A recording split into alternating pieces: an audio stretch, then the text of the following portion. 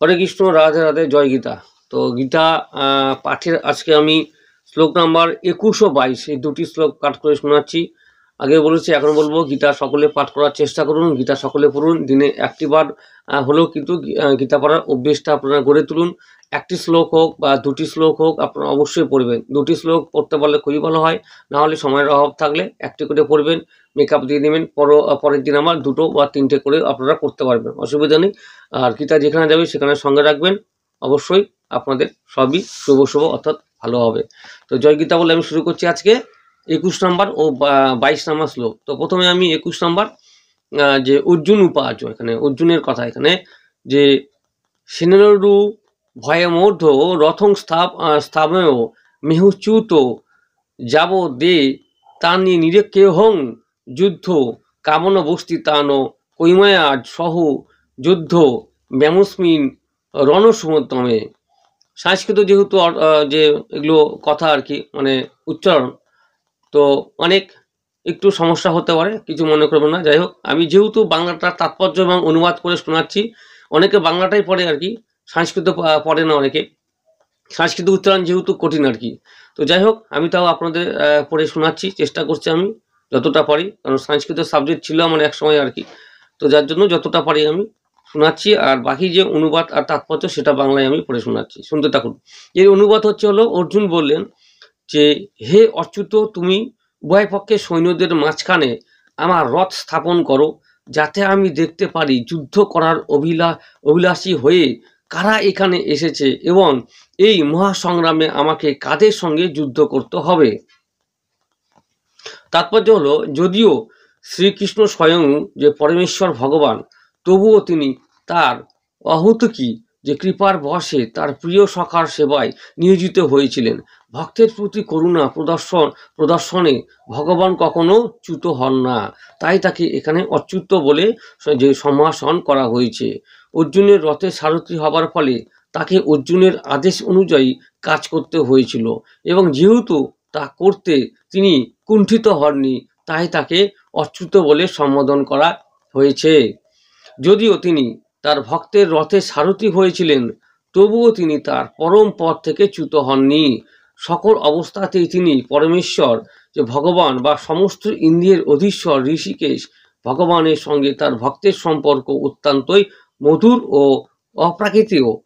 ভক্ত সর্বদাই ভগবানের সেবায় উন্মুক্ত, তেমনি ভগবানও তার ভক্তের কোনো যে সেবা করার জন্য সর্বদা সুযোগের অন্বেষণ করেন। ভগবান যখন তার কোনো শুদ্ধ ভক্তের আদেশ অনুসারে তাকে পরিচর্যা করার সুযোগ পান, তখন তিনি নিজে আদেশ করার থেকেও অধিক আনন্দ উপভোগ করেন। যেহেতু তিনি হচ্ছেন প্রভু, প্রত্যেকেরই তার আদেশের অধীন, এবং তাই তাকে আদেশ দেওয়ার মতো যে ঊর্ধ্বস্তরে কেউ নেই। কিন্তু কোনো শুদ্ধ ভক্ত তাকে আদেশ করলে তিনি দিব্য আনন্দ লাভ করেন, যদিও সকল অবস্থাতেই তিনি অচ্যুত প্রভু। ভগবানের শুদ্ধ ভক্ত হওয়ার ফলে অর্জুনের যে জ্ঞাতি ভ্রাতাদের সঙ্গে যুদ্ধ করার কোনো বাসনাই ছিল না, কিন্তু কোনো রকম শান্তিপূর্ণ মীমাংসা করতে অনাগ্রাহী দুর্যোধনের যে দুর্দমনীয় মনোভাব তাকে যুদ্ধে অবতীর্ণ হতে বাধ্য করেছিল। তাই তিনি যুদ্ধের আগে রণাঙ্গনে উপস্থিত মুখ্য ব্যক্তিদের দেখার জন্য উদগ্রীব হয়েছিলেন। যদিও এই যুদ্ধক্ষেত্রে যে শান্তি স্থাপন করার যে কোনো প্রশ্নই ওঠে না, তবুও যুদ্ধের আগে যে অর্জুন যে আরেকবার সকলকে দেখতে চেয়েছিলেন, এবং এক অবাঞ্ছিত যুদ্ধে তারা কতখানি যে উদগ্রহ ছিল তা তিনি দেখে নিতে চেয়েছিলেন। এই হচ্ছে 21 আর 22 নম্বর শ্লোক আপনাদের সামনে পড়ে শুনলাম। এই তাৎপর্য অর্থাৎ যুদ্ধর সময় অর্জুনের যে অবস্থা, অর্থাৎ তারা তো যে এখানে কোনো প্রশ্নই ওঠে না যে হচ্ছে যুদ্ধ করবে কিনা, বা যুদ্ধে কে পরাজিত হবে বা কে নিহত হবে, এর কোনো প্রশ্ন ওঠে। তা সত্ত্বেও কিন্তু যে অর্জুন যুদ্ধ করার আগে মুহূর্তে যে সকলকেই একবার কিন্তু সেই শান্তিপূর্ণভাবে যে এখানে ভালোভাবে দেখতে চেয়েছিলেন।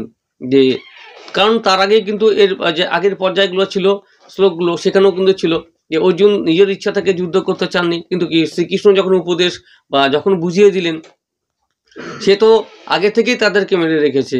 তো এখানে নতুন করে মারার কিছু নেই, যার জন্য তুমি বধ করো, তোমার কোনো এখানে পাপ হবে না বা কোনো কিছু হবে না, কারণ তারা আগে থেকেই, কারণ তুমি মারলেও তারা নিহত হবে বা মারা যাবে, না মরলেও মারা যাবে, কোনো কারণ। সেই জন্য বলছে যে এটা হচ্ছে যে তার কোনো কোনো পাপের ভাগীদার হবে না এখানে, শ্রীকৃষ্ণ বলছে অর্জুনকে, সেটাই বলছে লাস্টে আর কি, যে এখানে অর্জুন তাই আরেকবার সকলকে দেখতে চেয়েছিলেন, এবং এক অবাঞ্ছিত যুদ্ধে যে তারা কতখানি উদগ্র ছিল যে তা তিনি দেখে নিতে চেয়েছিলেন। এই যে অবাঞ্ছিত যুদ্ধটি, তো তারা মানে বিপক্ষ যারা ছিল আর কি, দুর্যোধনের যে সমস্ত লোকজন ছিল, যারা সেনাপতি, যারা হচ্ছে বড় বড় রথীরা আর কি, তাদেরকে দেখতে চেয়েছিল তারা কিভাবে উদগ্র ছিল এবং এই অবাঞ্ছিত যুদ্ধে।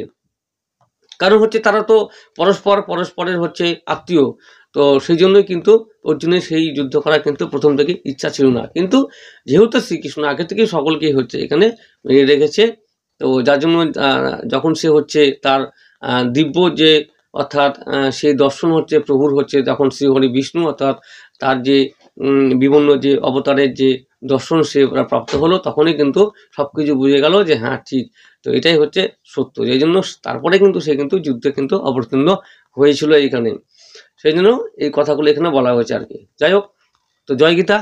তো সবাই ভালো থাকুন, হরে কৃষ্ণ। আর পরবর্তী যে শ্লোক আমি 23 নম্বর শ্লোক আমি পড়ে শোনাবো। আর এই পর্যন্ত আজকে এটা থাকলো।